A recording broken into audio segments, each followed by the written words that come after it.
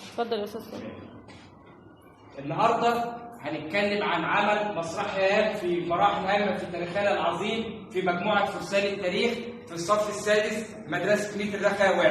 المراحل ديت هتبدا بعصورنا اللي هي المراحل المختلفه بالدوله المملوكيه في مصر. تتفضل تقول. اتفضل. المماليك هم عماد يتم قلبهم وسلطة الدكار ويشتريهم أحد السلاطين والأمراء وألحقهم بمدارس خاصة. شكرا. يبقى دي أول مرحلة عدت في تاريخنا اللي هي إيه؟ المماليك. عرفناها بنفسهم. نيجي على مرحلة أخرى وهم العثمانيين. اتفضل. العثمانيين هم قبائل من آسيا الوسطى ثم لقبوا بايه؟ العثمانيين ايه؟ اتفضل.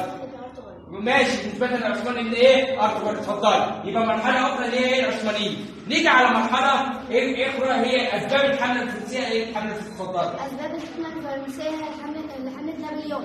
واحد تأديب المماليك وتحكيم نفوذهم وقوتهم. اثنين حماية التجار الفرنسيين من الحكم وظلم واضطهاد المماليك. ثلاثة إنشاء حكومة وطنية يكون الحكم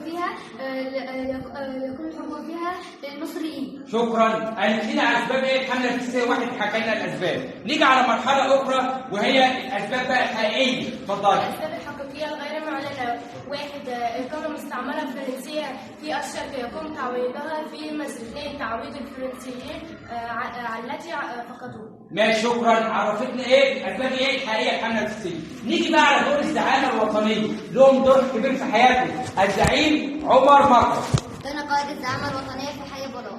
برافو عليك. حي ايه؟ بولاق. زعيم اخر الثوره. بقى عمالين نقول الثوره هنعرف ايه هي الثوره. اتفضلي. الثورة الحركة الشعبية كانت تهدف إلى تغيير الجزء الشامل للأوضاع السياسية والاقتصادية. شكرا. كده عرفنا الثوره. مرحله اخرى بقى وهي ثوره القاهره الثانيه. قامت امتى وكده؟ اتفضلي. ثورة القاهرة الثانية قامت ثورة الإجراءات التي اتخذها قريبا ضد أهل القاهرة. ماشي. ضد اهالي ايه القاهره اللي هو الظلم والاضطهاد. نيجي على شخصيه مهمه في حياتنا والقائد نيلسون. عمل حاجات كتيره برضه في مصر. اتفضل. أنا القائد نيلسون. أنا القائد الإنجليزي الذي دمرته الأسطول الفرنسي على يد اليوم. ماشي. اتفضل. شكرا. نيجي بقى على زعيم مهم لازم نحترم ايه النماذج المشرفه في وطننا في تاريخنا العظيم وهو الزعيم محمد كرامي. اتفضل. كان قائد الزعامة الوطنية قبل عمر مكرم. ماشي. بعد عمر ايه مكرم. نيجي على شخصيه اخرى بقى اثرت في حياتنا ولها تاريخ عظيم والقائد نابليون بونابرت. اتفضل. أنا القائد نابليون بونابرت قائد الحملة الفرنسية على مصر. قائد الحمله الفرنسيه على ايه مصر. شخصيه اخرى وهو كليبر. عمل ايه؟ براحتك على مين؟ نابليون. وأنا أرسلت رسالة إلى نابليون أنها ايه؟ تم تسليم ايه؟ يعني انت كليبر ايه؟ قولها من اول تاني على مين؟ ايه؟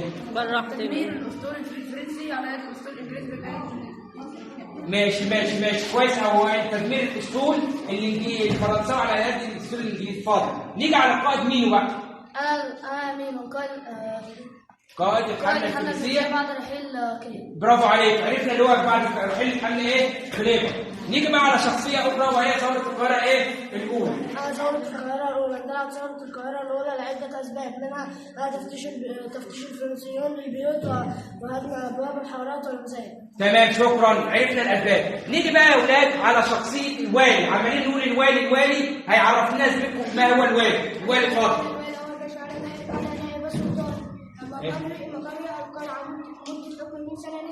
عرفنا مدته من سنه ل3 سنوات. اخر شخصيه معانا بقى والزعيم محمد علي. محمد علي ولي على مصر. ماشي.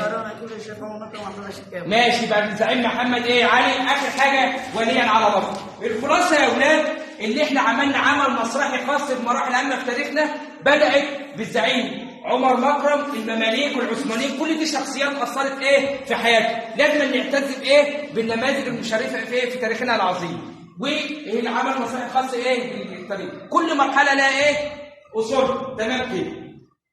ماشي. شكرا يا رب.